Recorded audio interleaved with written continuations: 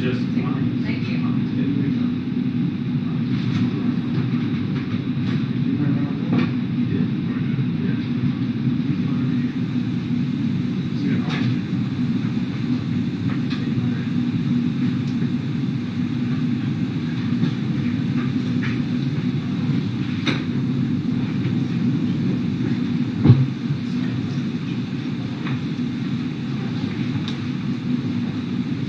So I wanted to look at that. But you have a camera, oh, you don't want to plug it in again. Then where'd you get that one? They didn't allow one for you. Oh, I had one. So basically,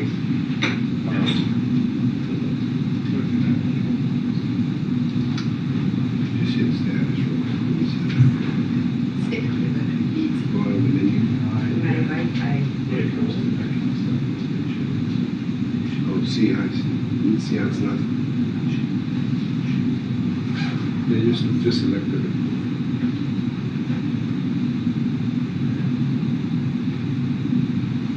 So, but for the XLR, you said it doesn't have anything. No, but that's from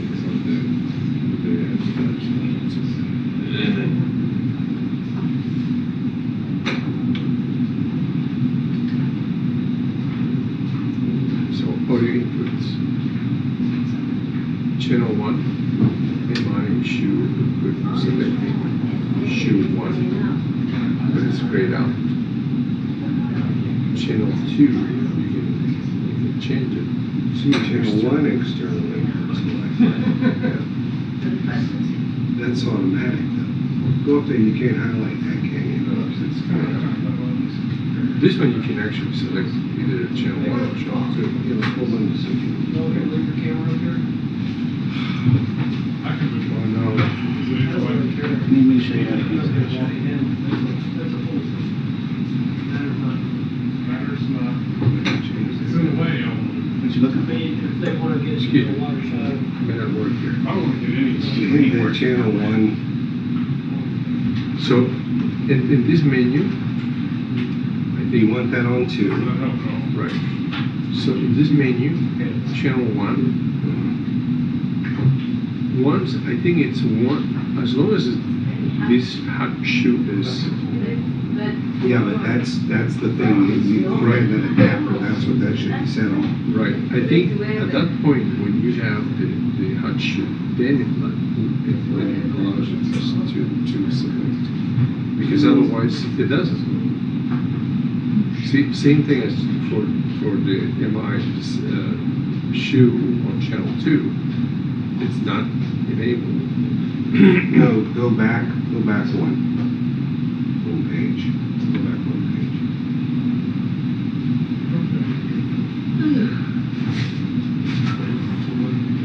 What happens? That's a page on the top. And if you put this guy on an external, which are What do you have your 2, camera light plugged into right now? 2? 1 or 2. 1 and 2? So, you know, at that point, it should be actually coming into. Yes, there is weakness. Like for sports. You know who you need to Sir. call. Warranty. Oh, call Mark Mann. No, thank you. I'd rather throw this away on your head. No, I was just looking at it. So nice to see you. That's just a feed, Boy, they enjoy it. It's up, but at the same time, That's my hurricane. see how when you go out of the menu and you go into status, channel 1, It's still getting this one. It's still this. right? Getting through something. This operation report setting not available. What's going on, Jess? Not available. What's up, Bo? We have fun on. Always. That's all I we do. guess. That's all we do is have fun. There we go again. We gotta continue that.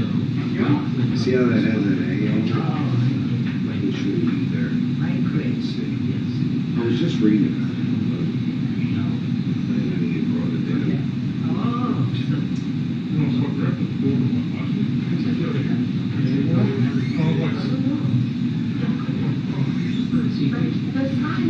I think the first thing I say when I see any of our reporters is on TV.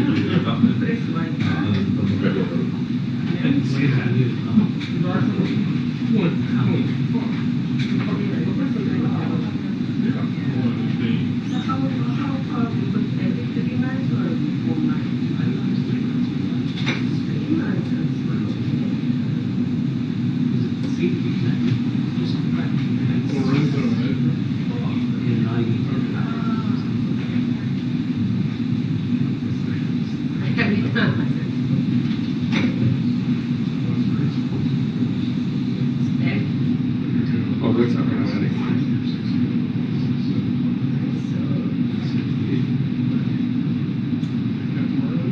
The A means automatic. I drive around and check this. Oh, you got it. Yeah. Oh, 100%. But see how open you want it to bring down. Yeah. Really, it's not available.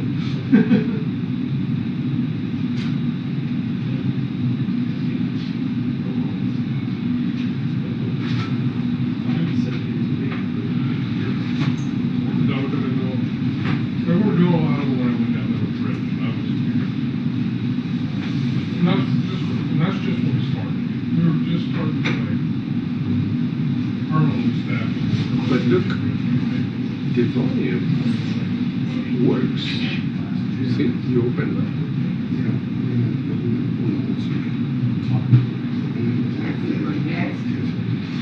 Friend of mine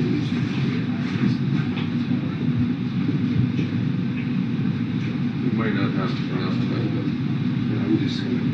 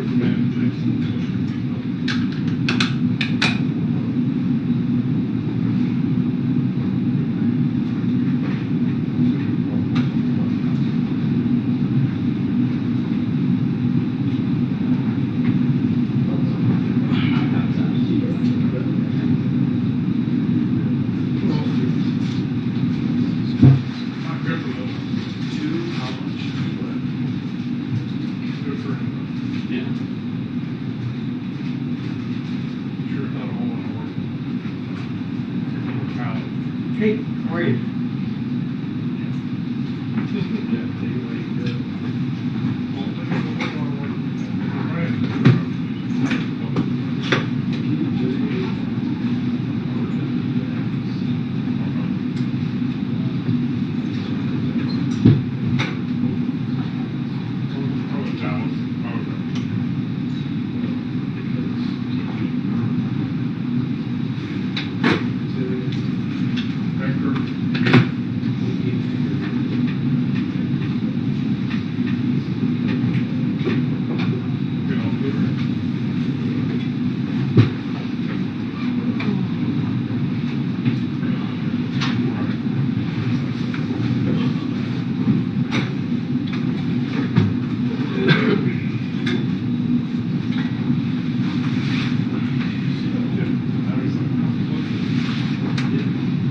Yeah.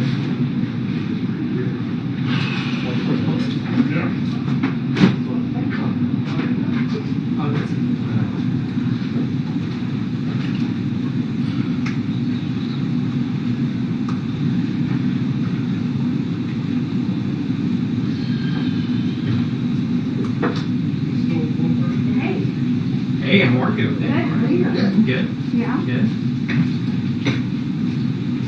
How we doing? It's so odd to see you go this way to get it. I know.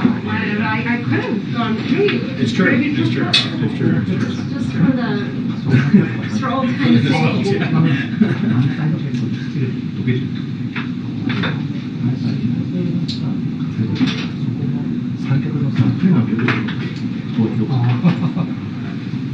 Do we think we're on time?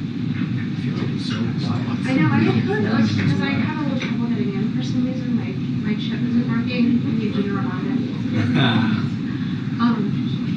And they're like, oh, everything's starting in 4 minutes. It was like, They said that?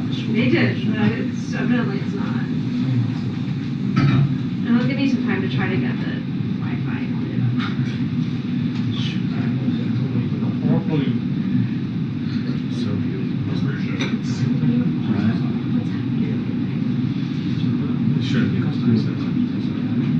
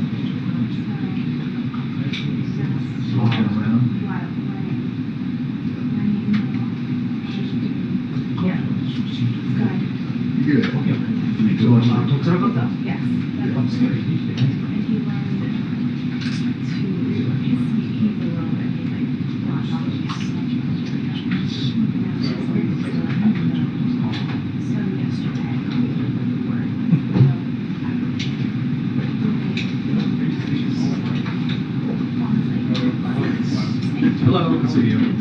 Yes, it's up to Where? Good work today. Thanks for all this emails. I can't wait for my emails tomorrow morning. I do like to send out nice early.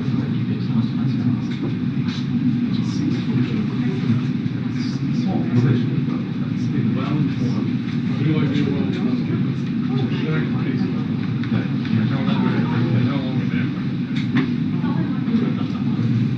I see more.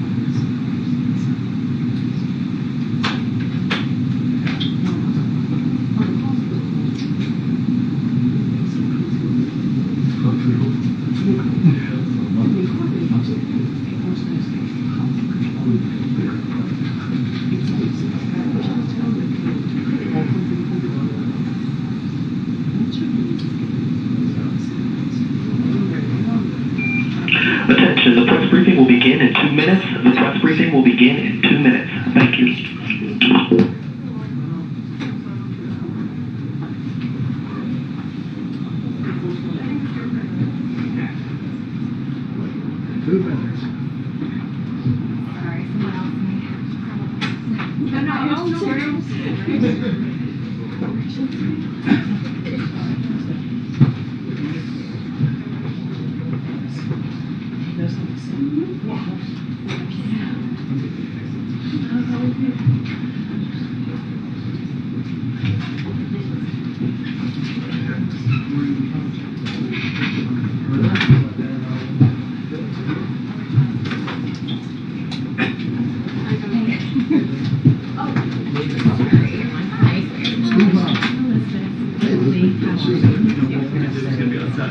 Sorry, someone else may. No worries. Front row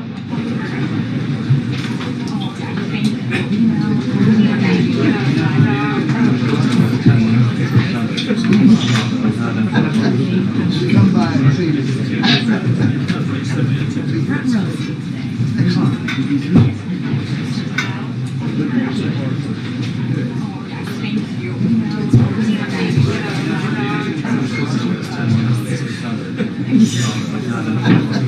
Just come by and see me. Wow. Good.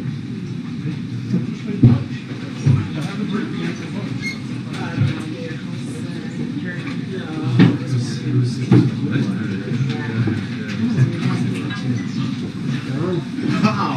That was the trick. Oh, wow. We have a 2-minute warning to the briefing.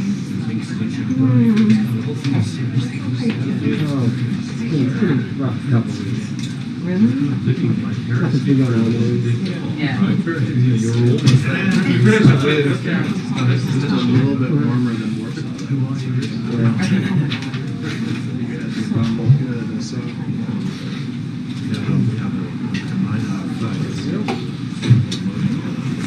All right, good afternoon, everybody.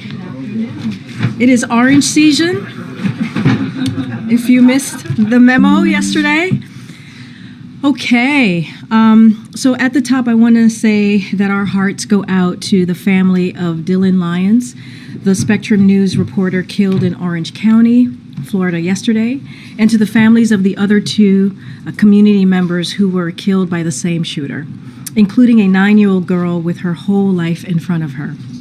The girl's mother and a Spectrum photojournalist were also seriously injured, and we are keeping them in our thoughts and hoping they have a full recovery. Too many lives are being ripped apart by gun violence. The president continues to call on Congress to act on gun safety and for state officials to take action at the state level. But instead of following in the footsteps of so many other states taking common sense action to enact state-level assault weapons ban and other gun safety measures, Republican state officials in Florida are currently leading an effort to pass a permitless concealed carry law, which would eliminate the need to get a license to carry a concealed weapon. This is the opposite of common sense gun safety, and the people of Florida, who have paid a steep price for state and congressional inaction on guns, from Parkland to Pulse nightclub to Pine Hills, deserve better. Now I'm going to turn to Ohio. I know many of you have been covering what has been occurring in Ohio this past couple of weeks, but I also wanted to give you a brief update on the federal response led by the Environmental Protection Agency to the train derailment in East Palestine, Ohio.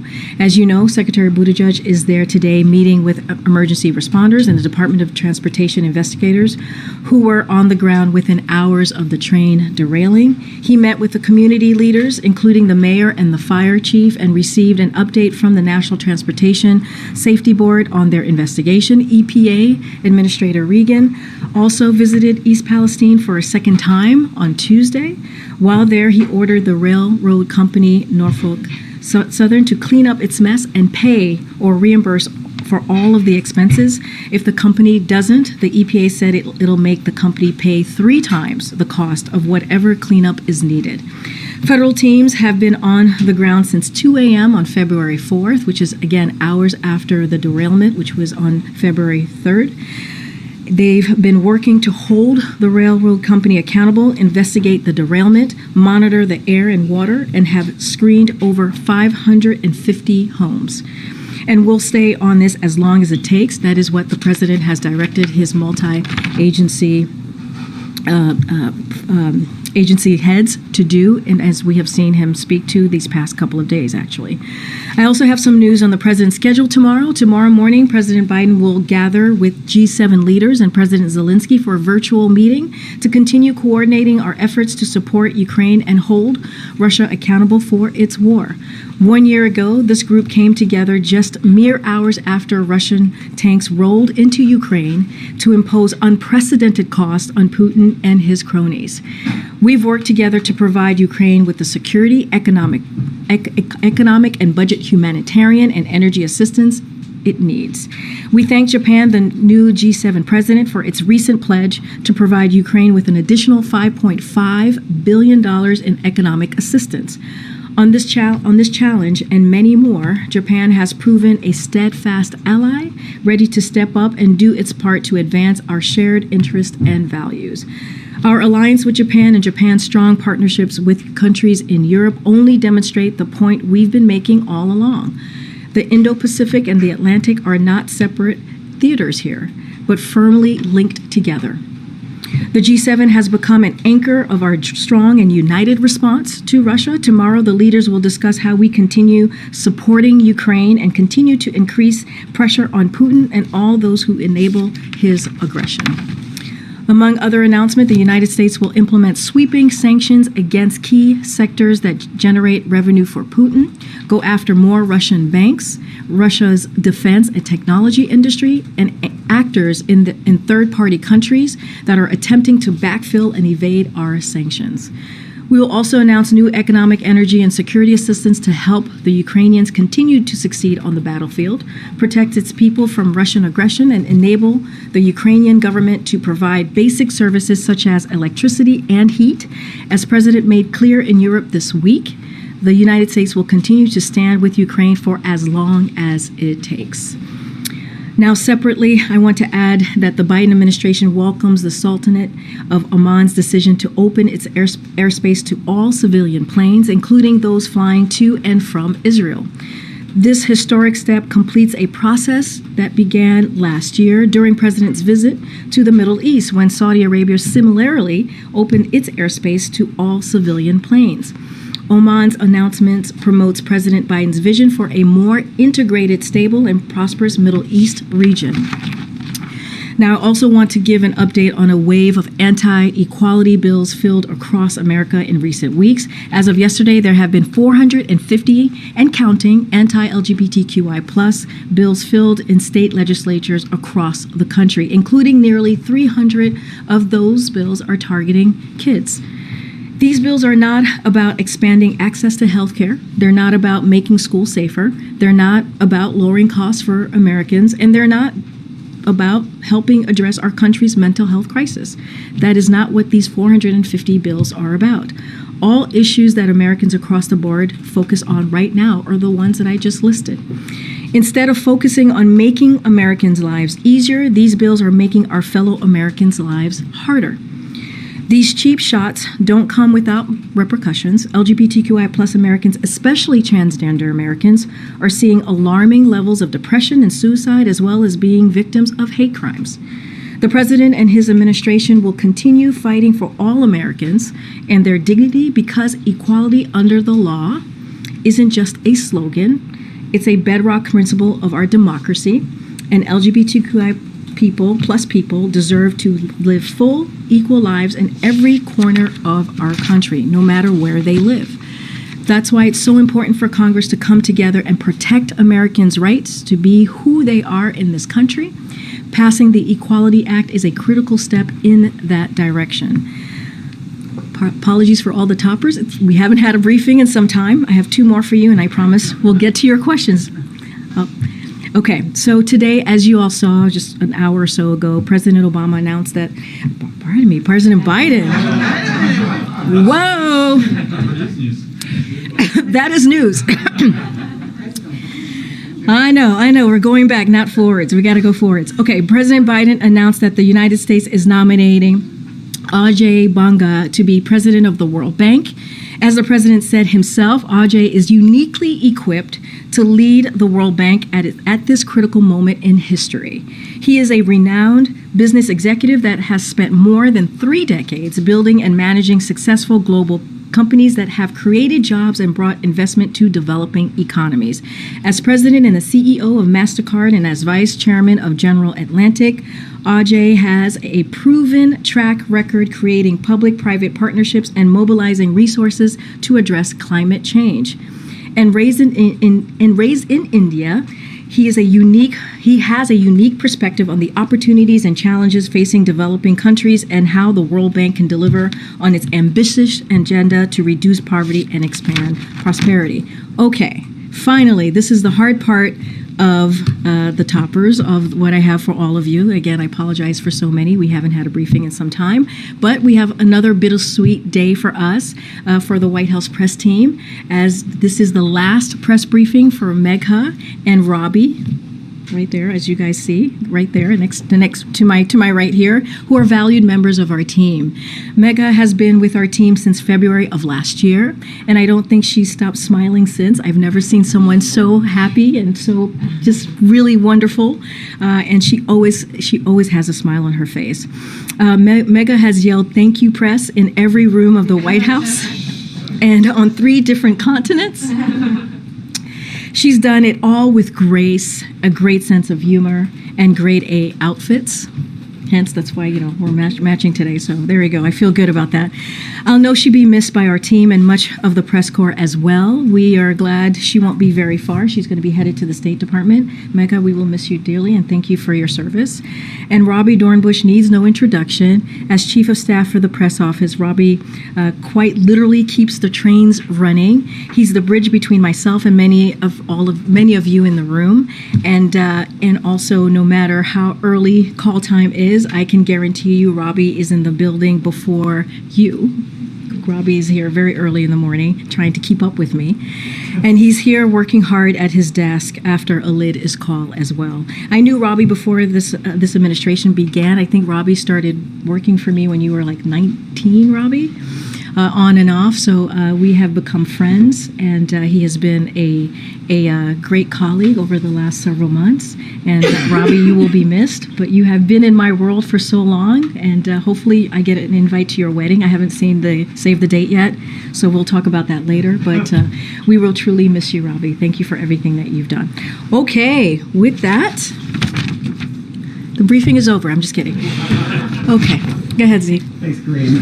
Starting with East Palestine, is the president satisfied with the pace of the federal response there on the ground, and why has he so far decided not to visit?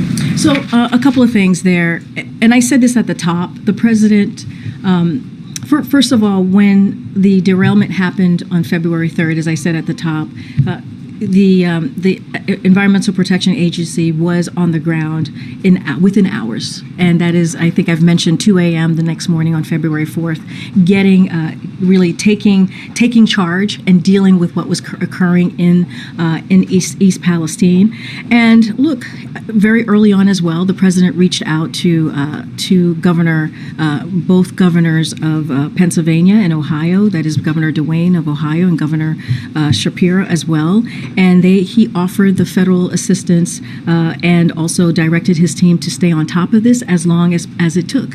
And just a couple of days ago, we read out a conversation that the president, he's been getting briefed pretty regularly, but just recently we read out conversations that he had with Governor DeWine, Governor Shapiro, Senator Brown, EPA Administrator Regan, and Congressman Johnson while he was in Poland. So he was still working and getting updates and focusing on what was happening in East Palestine while he was doing incredibly important work, as you all know, in Poland. And he reaffirmed his commitment to make sure they have everything that they need. Again, this has been a multi-agency engagement here. When you think about CDC, you think about DOT, you think about FEMA, you think about EPA, they have all been on the ground, working in lockstep, working with the local officials on the ground, including the governor and the senators as well, making sure that we delivered and continue to deliver for the people of East Palestine. That will not stop, and that will continue until we are needed on the ground.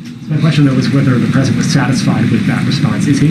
Yes, he is. Look, we believe that when you think about how this response occurred, right, how it's been going from literally since 2 a.m. February 4th, you've seen the EPA on the ground. You saw Administrator Regan doing a great job on the ground, making sure that he was with the community, talking, taking questions, working with the governor. You've heard from the governor directly, Governor DeWine, actually speak to the federal response that he truly appreciated the work that we have done for the community. So yes, the president is certainly is again staying updated on what is occurring on the ground, but also appreciative of the work that his multi-agencies have been doing over the past several weeks. It's on a different topic.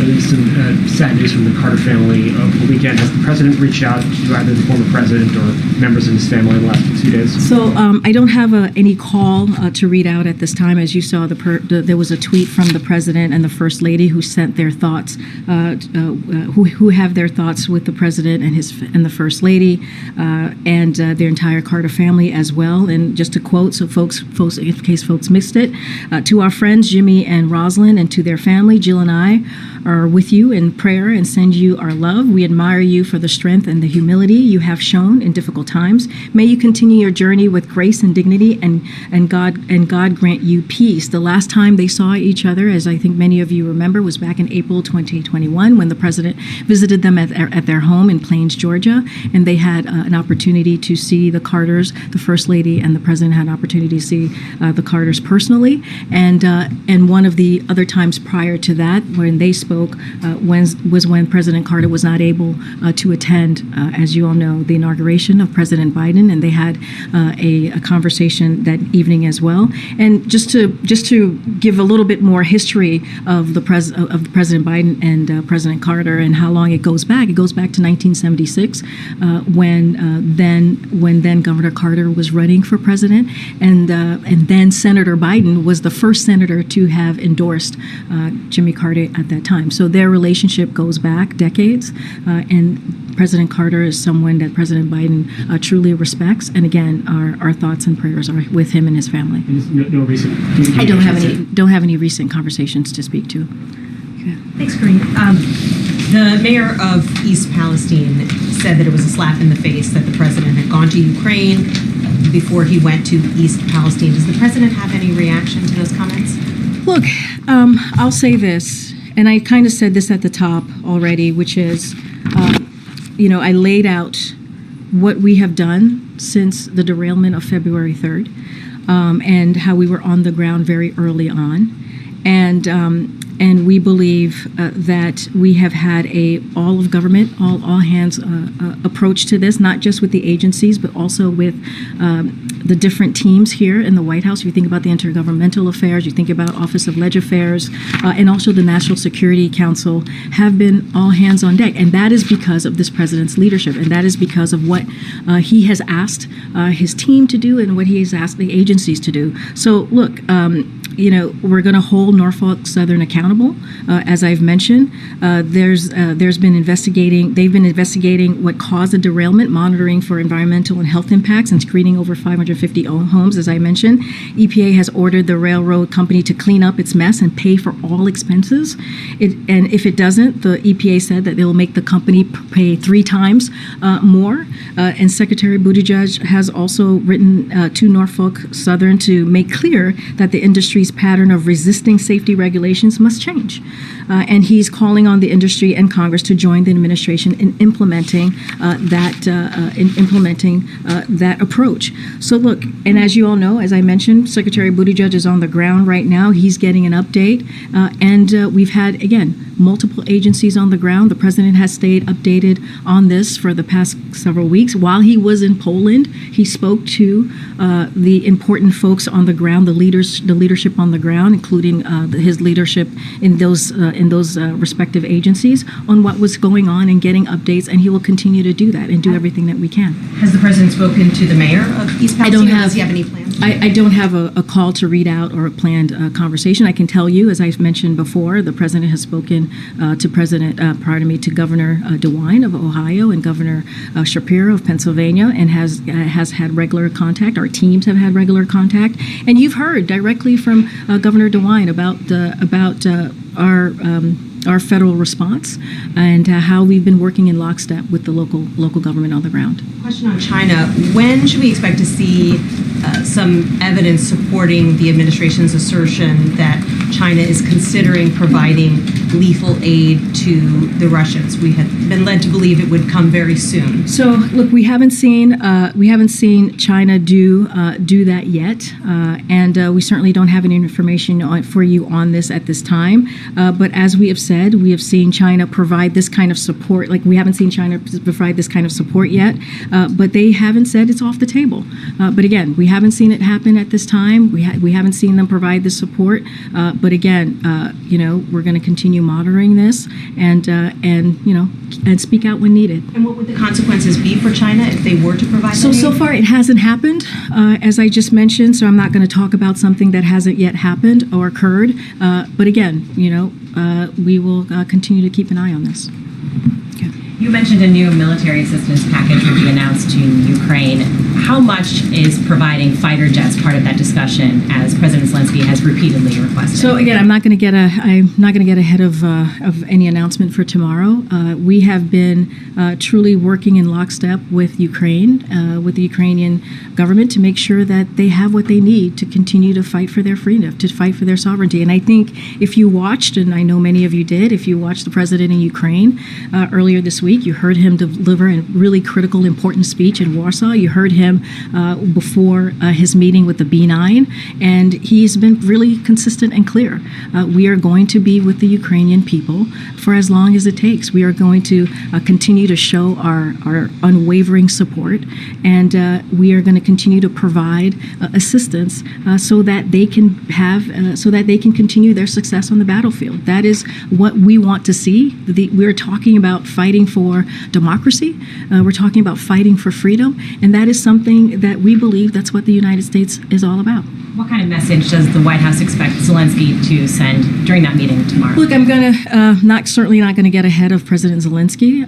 I think you heard him very clearly when President Zelensky was meeting with the president in Kiev. I mean, the trip that President Biden to Kiev, as many of you reported on, was historic. It was brave. Many of you talked about how we heard the sirens wailing in the background as the president was on the ground. Remember, there is no military on the ground in Ukraine, U.S. military on the ground in Ukraine, and the president took this trip to send a very clear message, not just to the people of Ukraine, not just to Russia, but the world. How, again, we have an unwavering support for the people of Ukraine. They have shown such bravery. Let's not forget, a year ago, we were talking about how people were reporting how Kyiv was going to fall within hours or within days of Russia's invasion. And now, what did the president say? He was in Kyiv and he said, Kyiv stands strong. And so I think you're going to hear a lot of that tomorrow. I'm certainly not going to get ahead of any announcements. And just to quickly follow up on China, the president said last week that he does expect to speak with President Xi. What's it going to take at this point for that conversation? I don't have, that is up to the president. I don't have any call to speak to at this time. Is the president going to go to Ohio, Kareem? I don't have at this time, I don't have anything to read out or announce on a travel to Ohio. But once again, we've had EPA on the ground, we've had DOT, Secretary Buttigieg is there today. We've had FEMA, we've had HHS, CDC. I mean, we have had a multi-agency approach to this. That's how important it is to this president to make sure that East Palestine residents get what they need to deal with the situation that's currently happening. Thank you. And secondly, China says it wants a role in ending the conflict in Ukraine. Is this something that would be welcome? So look, as you've heard from the president many times, we certainly want to see an end to this war. That is something that we would like to see, and it could happen if Mr. Putin decided to leave Ukraine and stop the war that he started, stop the brutal war that he has started against the Ukrainian people. But right now, we don't see any reason or any evidence that Russia is willing to negotiate here. And when it comes to that, any negotiation, we've said this numerous of times, nothing about Ukraine without Ukraine. So what we're going to continue to do is make sure that the Ukrainians have what they need to be able to continue their success on the battlefield. And if there is a time where President Zelensky is ready to have that conversation, he will have strength at the negotiation table.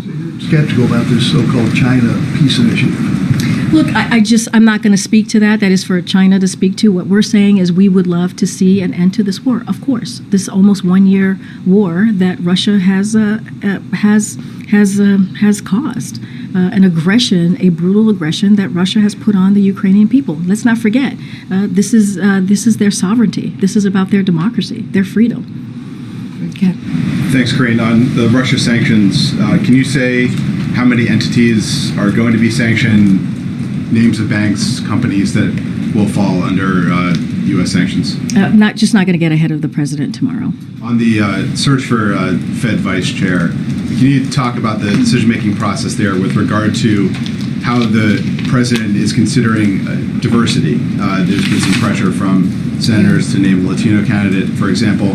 How important is it to the president to name a woman or a person of color to that job? So I'll just first say that clearly filling that vacancy is something that's important to the president, and will certainly nominate someone in the near future. When it comes to diversity, you've heard this from the president, you've heard this from me, you've heard this from many of us here. Diversity and representation is really important to this president, and we are going to the president's going to look at a highly diverse group of world-class economists, and just as we did for the previous Fed nominations. So we're going to continue that process. But I want to take the opportunity to lay out how diverse the president's cabinet has been, how diverse the president's administration has been. The cabinet is majority people of color for the first time in history. The cabinet is majority female for the first time in history. A majority of White House senior staff identify as female. 40% of White House senior staff identify as part of the racially diverse communities, and a record 7 assistants to the president are openly LGBTQ+. So again, this is something that the president prides himself on, that he actually has taken action to show the diversity of this administration. And so he will continue not just with this Fed vice chair occupancy, but with any occupancy or any position that's within the White House. Last one really quickly. There was a report that the U.S. is sending 100 to 200 military troops to Taiwan.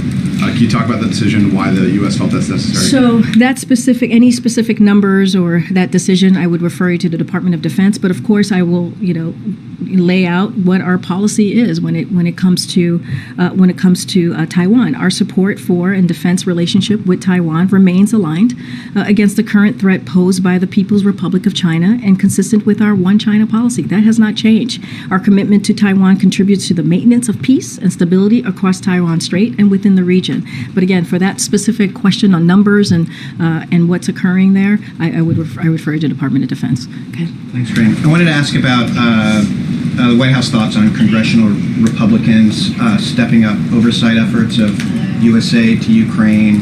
House oversight yesterday called for extra documentation of the aid, House Appropriations, and House Armed Services. They plan oversight hearings next week. I mean, what does the White House think of all this Republican scrutiny? So look, I mean, I've said this before, and I'll say this again. When it comes to these oversight hearings, we've been very clear. The president has been very clear. He's going to focus on what the American people want us to focus on, which is continuing to work to lower inflation, continuing to make sure that we have an economy that works for all, and continue to make sure that we're fighting for just individual freedoms. And that is something that we saw after the midterms. That was very clear what the voters wanted to see. They wanted to see us move forward in a bipartisan way to deliver on those things that I just listed out. Look, when it comes to Ukraine aid, I think what is probably the thing that I would say here is that we have seen bipartisan support when it comes to Ukraine aid. When you look at the support from in Congress, and like the president said, some House Republicans were in Ukraine themselves, meeting with President Zelensky just this week to vow their support for what is for their fight, for the Ukrainians' fight for freedom and for their democracy. And so again, we're providing military, security, and economic support to the Ukrainians to fight for their freedom.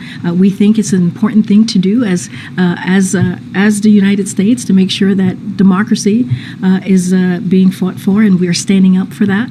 And so I'll just leave it there. But is there no concern about the extra calls for oversight? I mean, it seems to be a response to their constituents, at least, of a softening of support for U.S. aid. There have been recent polls. Absolutely, you're right that bipartisan support is still there, but there has been, after a year, there has been a softening of support. Polls show that. Is that a concern of the president that some Americans, at least, their support for U.S. aid, or that much U.S. aid going to Ukraine is not what it used to be? Look, I think that, and we have seen that, Americans know what is at stake here. They understand that freedom is at stake. They understand that democracy is at stake. And they understand the role that we play as a country globally. And that is something that we truly believe. And so the president believes we have a role to play, and we've seen it. We've seen it with the alliance, the strong alliance of NATO. Remember, NATO was supposed to be torn apart and fall, just like Kyiv was supposed to fall, and it became stronger.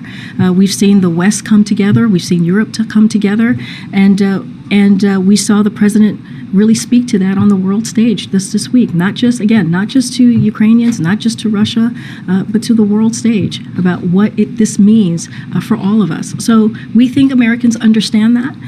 We think that the Americans see that, and we're going to continue to do the work that is needed to protect democracy. Thanks, Corinne. These sanctions tomorrow, are they going to be announced by the whole of the G7 together, or is it going to be U.S. sanctions? And then just sort of how it's going to come out. Will it be coming out as part of that G7 meeting, or a separate announcement? I don't want to get ahead. It's certainly something that the president will speak to when it comes to the sanctions, as I just laid out at the top. I'm not going to get ahead of what the president's going to announce tomorrow. There'll be a G7 meeting. As part of that, the president's going to be making an announcement on sanctions. I'm not going to get ahead of what the president's going to say or how it's in what vehicle it's going to come out. Yeah, Peter. Can I just ask you again, following up on East Palestine? Can you at least, I know you can't say that the president has plans to go there now, but is it in discussion that the president may go there in the near future? I just don't have anything to share. I know there's a lot of interest on that. I mean, I guess the question for folks there, though, at least to say it's in discussion, has it been something that's even under consideration? I mean, I think what folks should understand and what folks should, I think, feel at ease is that the president has taken this very seriously. Hours after the derailment occurred, you saw, again, the EPA on the ground, and you're seeing a multi-agency reaction to this because the president had promised not just the people of East Palestine, but also to their governors, to their leadership, that we would be on the ground for as long as it takes to make sure that the community has what it needs. And you have seen that. You've seen the administrator on the ground with the governor on the ground. You've seen them talking to the community. Again, Secretary Pete was just there, again, meeting with the mayor, the mayor there, and continuing to do. Was Secretary Pete there at the president's direction? Look, the Secretary Pete went because he believed that it was important for him to go there at this time, and it is. It is. It is. Time to go. He said he wanted to go at the right time. Was this the right time? Even he today had some reservations about whether he met the right balance. Look, I think it was important. I think what's important is that he was there. I think what's important is that we saw Secretary of the Department of Transportation there. I do want to say one thing though, which is there's been a lot of bad faith attacks on Secretary Buttigieg. And the reason why we believe it's bad faith is, if you remember Elaine Chao, she was, she was the head of Department of Transportation, and when there was these types of chemical spills, nobody was calling for her to be fired, and nobody was calling for what they're calling on Secretary Pete. It is pure politics. It's pure political stunts, what they're doing. You have seen an administration that has, because of the leadership of this president, that's taken action and multi-agency action to deal with the needs that we're seeing on the ground with the community of East Palestine. I just want to follow up on two other topics that were asked earlier. You were asked about when we could expect to see the declassified intelligence as it relates to the accusation that China is considering providing lethal aid to Russia. A year ago, almost exactly a year ago, before the invasion by Russia, the administration was very quick to turn over declassified intelligence to demonstrate that Russia was planning this. What's different now that the administration is reluctant or reticent to turn over the intelligence that says China is actively considering providing lethal aid to Russia? So I just want to clear something up. So on Ohio for a second. So Elaine Chao, who was the head of the Environmental Protection Agency, when she had to deal with DOT, pardon me, no one called her out, right? When you think about the chemical spills, it is something that the Environmental Protection Agency has to deal with, right? They are the ones who have to take leadership, and that's what you've seen. That's what you've seen from February 4th until now, which is Environmental Protection Agency taking charge. So the Secretary Buttigieg being there now, the Department of Transportation is not leading this effort. It's the Environmental Protection Agency. Just wanted to be very, very clear on that, and that is why the attacks that we are seeing on Secretary Buttigieg is really just in bad faith. And can you say your question again? Yeah, I'll ask you again. So a year ago, before Russia invaded Ukraine, the administration was very quick to present declassified intelligence that said Russia's about to do this. Yeah. Turns out they were right. It was accurate. This time around, the accusation has been made by the administration that China is actively considering providing lethal aid to Russia. But this time around, the administration is much more reluctant or reticent to provide that information. What's different now? Why not turn that over right away since the accusation has been made? So, I mean, we've been very clear that we haven't seen them do it yet, but they haven't taken it off the table.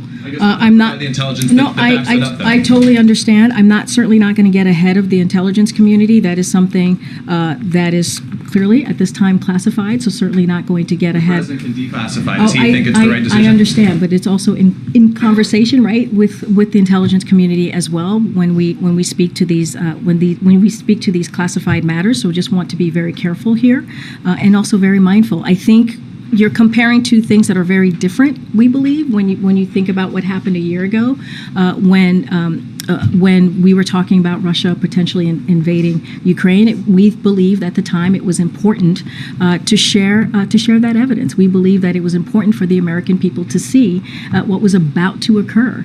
And so, two different things. We have not seen them. But important to share that evidence this no, time? but I'm just saying we haven't seen it yet. I mean, I'm actually answering your question. We haven't seen it yet.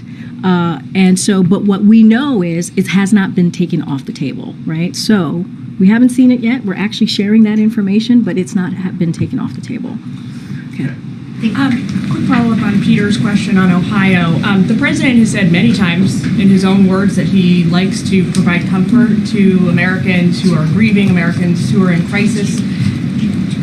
Has he expressed interest in or the intention to provide that kind of support to East Palestinians? Does he want to provide that support to Of course. He's the president of the United States. He's the president for red and blue states. He, of course, wants to provide that support. That's what he's been doing. That's why you've seen the Environmental Protection Agency administrator on the ground. That's why you're seeing Secretary Buttigieg on the ground providing that support. And not just those two agencies, other agencies as well, making sure that the East Palestine community are getting what they need at this difficult time.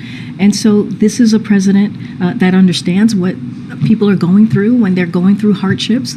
He understands that personally, and that's why he's getting updates regularly, and that's why he has made sure that we've had this type of reaction since practically almost day one, hours within the derailment. And so we'll continue to do that. He has said multiple times, I have said multiple times that the president is going to continue to be there for the people, the community of East Palestine, for as long as it's needed, for as long as it takes. But does he not want to do it directly in person? But I think offering the assistance, offering the help is doing it directly. When you're seeing the federal government on the ground providing the assistance that is needed, that is doing it directly. That's doing it. They're doing it on the direction of the president. That multi-agency, what we have been able to do over the past couple of weeks, that is because of the direction of the president. And we have seen that not just for these types of situations, but others as well. Of course, our hearts go out for the people of Palestine and their community, the community, and what they're going through right now. This is why the president continues to be updated every single day, and has called again for not just the agencies, but for the teams here at the White House to make sure that we are working closely with local government and state government to make sure that we are delivering for the community, and not just in Ohio. Remember, there is Pennsylvania as well, who we've been in touch with the governor there as well.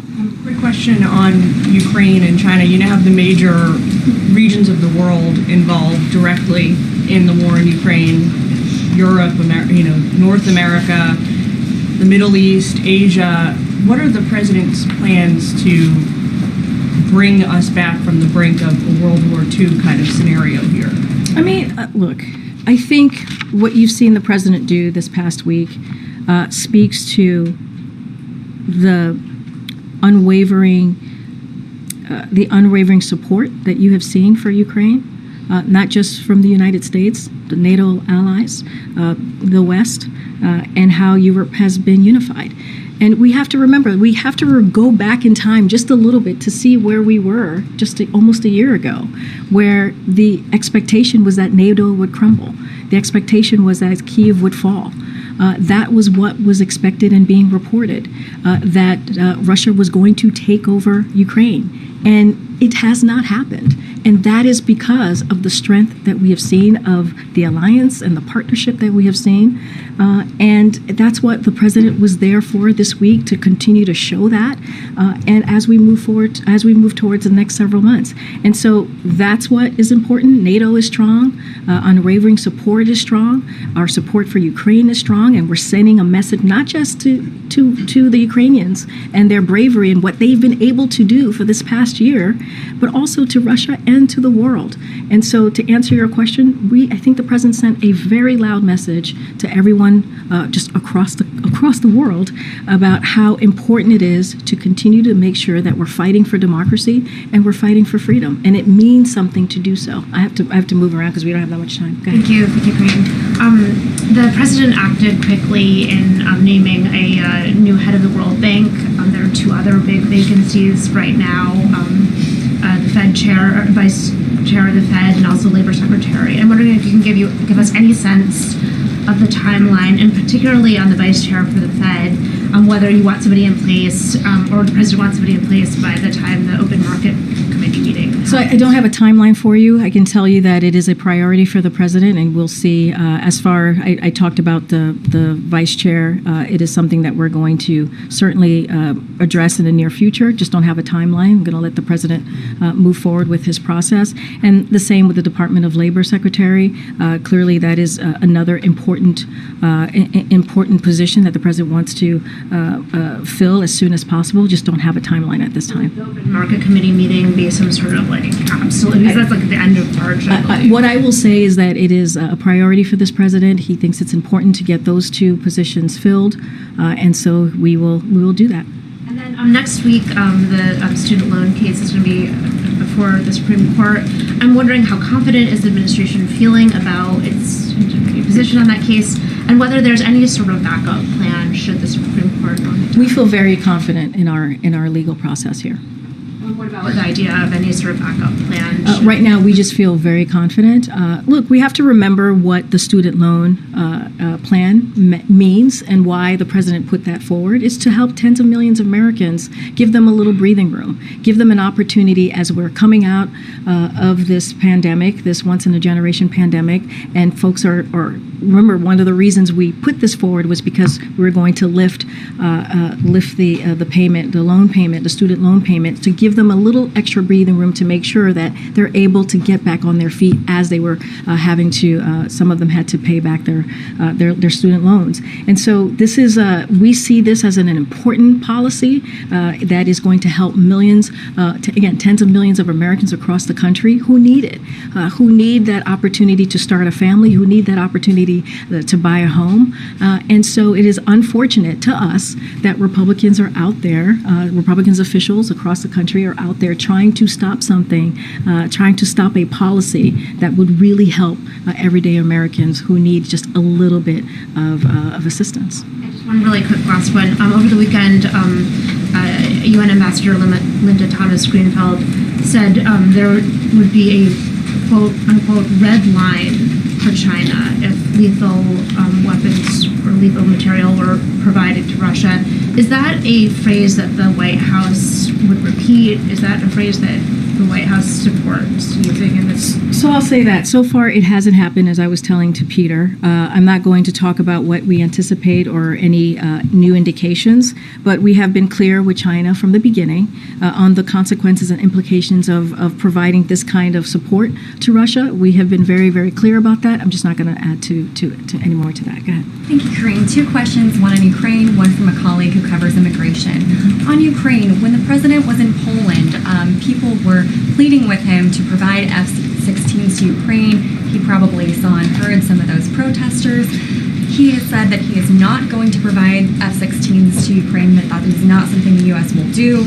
Is he still standing by that? So look, I talked about this a little bit when I was asked moments ago about any extra aid that we're providing to Ukraine. Look, we've been in lockstep with the Ukrainians and with our partners to provide Ukraine with the capabilities that it needs, and we are in regular communication with the Ukrainians on their needs on the battlefield, and also making sure they have the humanitarian assistance and other assistance that we've been providing for this past year that they need. I'm just not going to get ahead of that. But look, we are committed again to supporting Ukraine for as long as it takes, and I'll just leave it there. So that isn't a firm no, never going to happen from the president? Again, we are constantly in conversation with Ukraine, providing them with the need that the assistance that they need to be successful on the battlefield. I'm just don't have anything else to say beyond what the president has commented on. Thank you. And then really quickly on immigration, the administration proposed a rule this week that would make migrants ineligible for asylum if they cross the southern border without first asking for refuge in a third country, at least generally speaking. It's kind of similar to a Trump-era rule. Administration officials told reporters on a call this week it wasn't their first or second preference to do it this way. Is this rule a recognition that the administration's early border strategy just isn't working? And is it realistic that President Biden's campaign promises to end all Trump-era immigration restrictions was that unrealistic? So you mentioned there is a huge difference here, which is what we are providing is expanded legal pathways. And that is important to make note, is that is something that the past administration didn't do, and that is something that we are doing here. Look, on day one, the president put forward a comprehensive immigration reform proposal, and that's showing that the president was taking this very seriously. And the way that we see this is Congress needs to act. And what was happening currently right now is Congress is not acting. So what you're seeing from the Department of Homeland Security is they are using the tools that is being presented to them so that we can deal with this situation and do it in a safe and orderly and humane way. And that's what we're doing here. And let's not forget, if you look at the parolee program that we put forth, remember the president announced on January 5th some of the proposals that on how he was going to move forward. He talked about expanding the parolee program. You have 4 countries, Cuba, Nicaragua, Venezuela, and Haiti. And if you look at that program, it's been very successful. It has brought down legal migration by 97%. And so we see that is working. But This president is going to use the tools that he has. The Department of Homeland Security, as you're seeing, is using the tools that they have in front of them to deal with this real issue. And let's not forget, when it comes to Title 42, it's going to lift on May 11th. So we believe that we had to take steps to deal with this. We can't leave it on the NGOs. We can't just leave it on the communities. We also have to take steps to deal with this issue. Okay, good. Just two questions.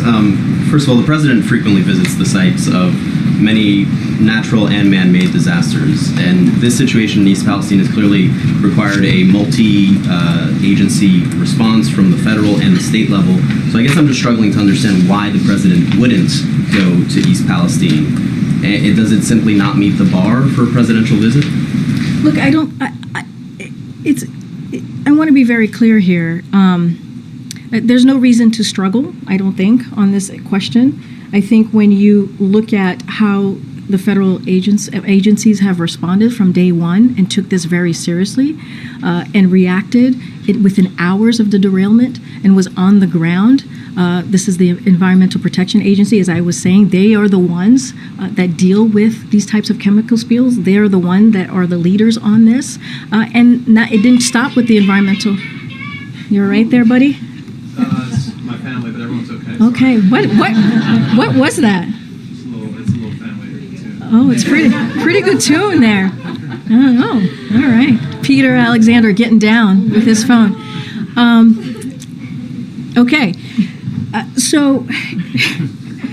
And it didn't stop. What I want to say is that it didn't stop with the Environmental Protection Agency. Again, FEMA, CDC. That's all different from a presidential visit. No, look, I want to be very clear here. I don't have anything to share on a presidential visit, not at this time, or anything to announce. But it does matter that the president put forth a multi-agency kind of reaction to this, taking it seriously. Showing up, right? Look, showing up is having the Environmental Protection Administrator on the ground. Showing up is having the DOT Secretary on the ground to talk about what is the next process, holding to account the company that caused the spill. That's what you're seeing from Secretary Buttigieg today. Showing action is also seeing that HHS, CDC, FEMA, all of these guys are on the ground at the direction of this president. So that is taking this very seriously. When the president was in Poland, he took calls and called and reached out and got updates from his leadership in those agencies, and he continued to make sure that he was talking to to the governors of Pennsylvania and Ohio, Governor DeWine and Shapiro. That matters. That's what leadership looks like, and leadership matters as well. And that's what you're seeing instead of political stunts that we're seeing from the other side. Look, people have been talking about regulation and deregulation. One of the things, we've been hearing from the other side, we've been hearing from the GOP about how now they're interested, all of a sudden they are interested in the safety of East Palestine, when they have for years have been in lockstep with the retail lobby, in lockstep, making sure that they think that the safety, they were stopping or repealing the common sense safety laws that would, help in this situation. I understand that we're waiting to see the investigation. Maybe it would have helped or not helped, but it doesn't matter. What matters is there is real, true ways to create safety as it relates to rail, and they've been against that for years against that in the lockstep with rail lobbyists. And so there is a false comparison here, and we're just going to have to call that out. And then just on the new asylum rules, I know that you just laid out the differences that you see in the Trump administration rules and the new ones that you guys have announced. But a lot of migrant advocate groups don't see it that way. They see this as mirroring the Trump-era rules. So what do you say to these migrant advocate groups and these communities who now feel very much betrayed by this president? Look, here's the thing. We don't see anybody else providing any other solutions when it comes to Congress. We don't. We've provided solution after solution. The president, again, on day one, provided a comprehensive immigration reform proposal. Put it out there on the first day. Republicans have rejected it. And so we are trying to put forward a way to move forward with an immigration policy that secures our border, that is safe, and that is humane. And what are they providing? Nothing. And so one of the things that we can say, and we see this in the data, that we have increased pathways to legal pathways. We expanded that, and we see that it's working. Again, no one else is providing any other options. So what we're doing, the Department of Homeland Security, the President is using the tools that we have in order to deal with this issue. I'm going to take one in the back. Go ahead, Ed. Yeah, thanks, Corinne. So one quick clarification I wanted to ask you about. So on the sanctions, do those third-party countries attempting to evade our sanctions that you talked about at the top, does that include Chinese companies? I'm just not going to get ahead of any announcement that's going to happen tomorrow. The President has been traveling the world pledging to help other countries solve their energy issues. The latest one was with Poland pledging to build power plants or help them build power plants. How come there's no pivot in energy policy here at home to help the inflation that we're seeing here? Have you read the Inflation Reduction Act? Still waiting. I mean, the Inflation Reduction. No, the Inflation Reduction Act does just that. Inflation Reduction Act actually helps lower energy costs, and gives Americans a little breathing room, which is part of the president's economic policy. If you think about what he has said for the past 2 years, which is making sure that we have an economy that works for everyone, build it from the bottom up, middle out. And the Inflation Reduction Act is so important because it deals with energy policy, lowering the cost, because it deals with health care, things that is incredibly important to Americans across the country, especially our seniors, making sure that we're capping at $2,000 for medical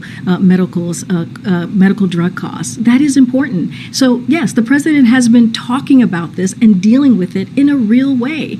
And we're seeing that his economic policy is working. The Inflation Reduction Act, not only that it does lower costs when it comes to healthcare and energy, but it's also going to lower the deficit by $200 billion, something else that the president cares about when it comes to making sure that we are not adding to our deficit. And that shows how fiscally responsible this president is. I got to keep going. Go ahead, April. She said April. I'm sorry. No worries. Sorry, Michael. 2 questions, Corinne, real fast. Going back to East Palestine. You say that the federal government is going to hold Norfolk Southern accountable.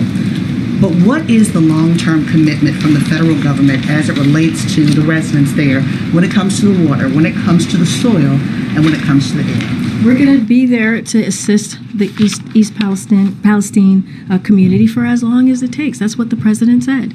We're going to be there to assist for as long as it takes, and that's what you will see from this president. And it's not the first time. Anytime there is some sort of devastating event, you've heard the president say that over and over, and he has actually kept to his word over the last 2 years. And so that's what you're going to see. And when you look at what the chemical was, the toxin can be evidence itself years later. Will the federal government be there that long as it takes, as you say, just watching? Well, as you know, there's an investigation going on at this moment, so we're going to let that investigation continue. But, we're going to assist for as long as it takes. We're going to make sure that the company cleans up, pays for the cleanup, pays for the work that the EPA is doing currently right now. That's what you heard from Administrator Regan, and we're going to be consistent and stick to that. And you heard from the NTSB today with their initial finding to tell us what happened, but we still don't know the why. And last question. There seems to be more activity from a lot of groups who are very upset with what Ron DeSantis is doing when it comes to cutting off the AP courses on African American history. With that said, I'm sure this White House has talked about it, but is the president talking to the Education Secretary Cardona about what steps can be done to rally other states to make sure that education is that teaching facts? So as you know, when it comes to education and making sure our children are getting what they need in the classroom, the education that they so deserve, that is something that's important to the president. He always talks about how the First Lady is an educator, and clearly it's something personal to him and to the First Lady. I do not have any specific conversation to read out about what's currently happening happening in Florida. And I know you've heard me talk about it. You've heard others from the administration speak to what we're seeing currently on the ground, but I don't have any specific conversation that is specific to policies or anything that's being done. But clearly, making sure that our children get the education that they so deserve is certainly important to this president. I'm going to take another. Okay. I know. Okay. I'm going to take one. Go ahead, Alex, in the back. Oh, hey, no, right, Alex. I'm sorry. I was calling Alex. Oh, thank you. Yeah. Karine, we're seeing violence escalate in the Middle East, and I think we all know the president's stated position on Israeli security and Palestinian statehood. But what can this administration do right now to keep that from spiraling out of control? So let me just speak to the most recent violence that we have seen in Israel. I know my colleagues at the State Department spoke to this yesterday, and I just want to reiterate because I think it's important for us to reiterate from here at the podium. We're tracking the Israeli raid in Nablus very closely, and mourn the loss of civilian lives. We hope for the speedy recovery of those injured. While we recognize the very real security concerns facing Israel and the West Bank and Gaza, we are extremely concerned by the ongoing violence. We urge Israel and Palestinian Authority to protect against further loss of civilian life. Yesterday's events further underscore the urgent need for both sides to take steps that de-escalate tensions, prevent further loss of civilian life, and work together to improve the security situation in the West Bank. And that's what we think we need to be doing together. One thing I do want to just read out a little bit here. The National Security Council Coordinator for the Middle East and North Africa, Brett McGurk, is currently in the Middle East North Africa region with an interagency delegation for a series of diplomatic engagements. His trip will include stops in Egypt, Jordan, Oman, UAE, and we don't have anything further to preview on this engagement at this time. But this is something clearly that we take very seriously. Secretary Blinken was in the region recently, and so again, we're going to continue to call out the concerns that we're seeing, and I'll just leave it there for now. All right, guys, thank you so much. Catholic bishop murdered in California. Does the president have a response on the Catholic bishop murdered in California?